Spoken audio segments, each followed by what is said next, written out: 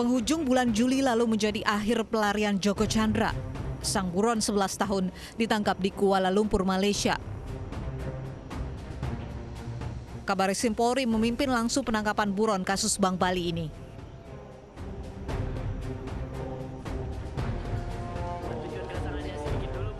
Penangkapan Joko Chandra bersamaan dengan penetapan status tersangka pengacaranya Anita Kolopaking.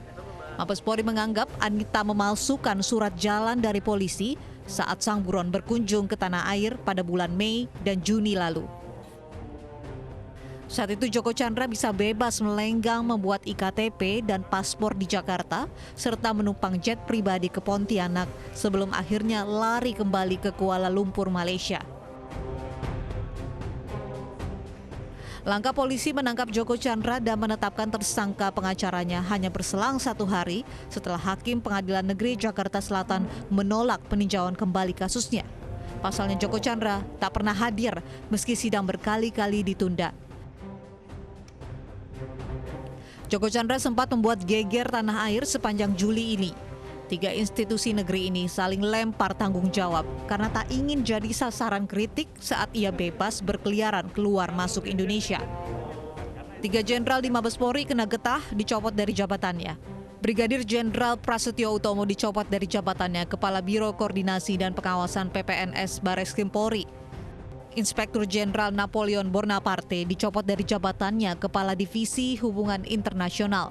Lalu Brigjen Nugroho Slamet Wibowo dari jabatannya Sekretaris NBC Interpol Indonesia.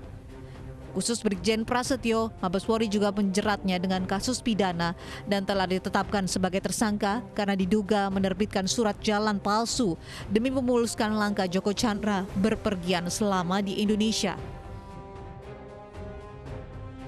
Badai tak hanya ada di Mabes Polri, Kejaksaan Agung juga harus mencopot seorang jaksa karena sempat bertemu Joko Chandra di Malaysia. Namanya Pinangki Sirnamalasari, Kepala Sub Bagian Pemantauan dan Evaluasi 2 di Biro Perencanaan Jaksa Agung Muda Bidang Pembinaan. Ia dinilai melakukan pelanggaran disiplin dengan berpergian ke luar negeri sebanyak 9 kali.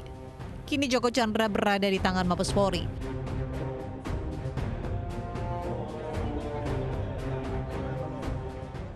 Ia harus mempertanggungjawabkan vonis Mahkamah Agung 2 tahun penjara di tahun 2009.